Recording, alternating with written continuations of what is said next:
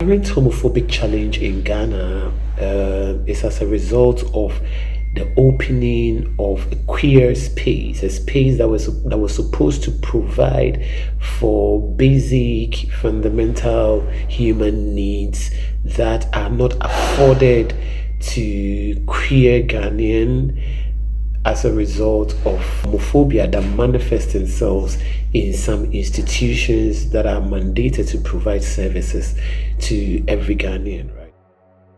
Now, an LGBT organization in Ghana was going to open a safe space for LGBT people to have and be and feel safe in that space. And they had the EU and other diplomatic missions supporting them. This came into the media and it became a big issue. And this has caused Parliament to consider putting in place a law that will ban LGBT organizations from operating and also LGBT people to be further discriminated or further criminalized.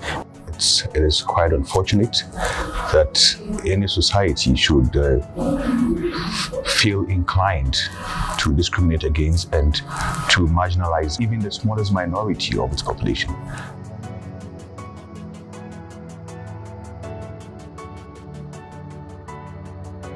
LGBT people in Ghana face violence, human rights abuse and discrimination every day because of their perceived sexual orientation and gender identity. Many people are thrown out of their homes, thrown out of their work, and also sometimes given all sorts of names and thrown out of church because they are believed to be gay, lesbian, bisexual, transgender, intersex, or whatever sexual minority or gender minority they may find themselves in. Just the known or perceived sexual orientation or gender identity of a Ghanaian could actually lead to the lynching and abuse of that individual.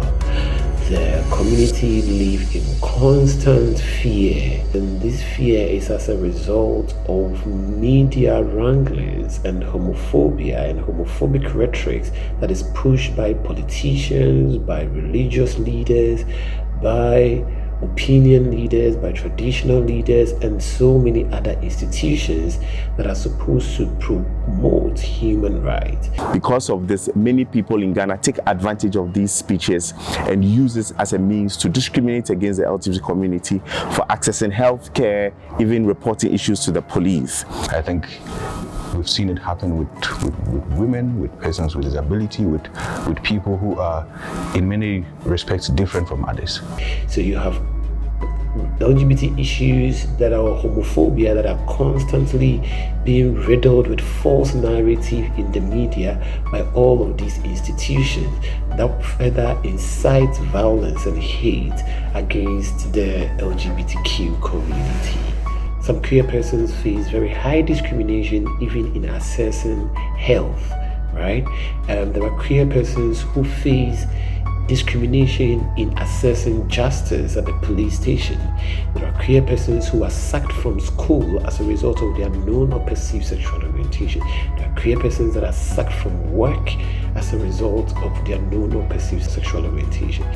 And it is this kind of very, disrespect for difference, the disrespect for diversity that hurts many societies.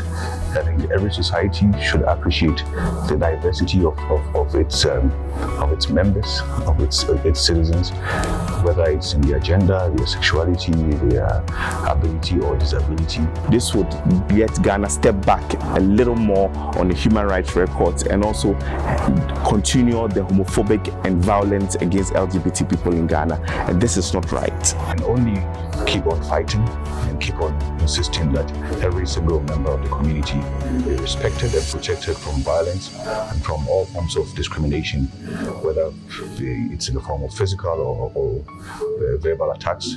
And we hope that the government would, in good conscience, respect its international obligations to protect the LGBTI community.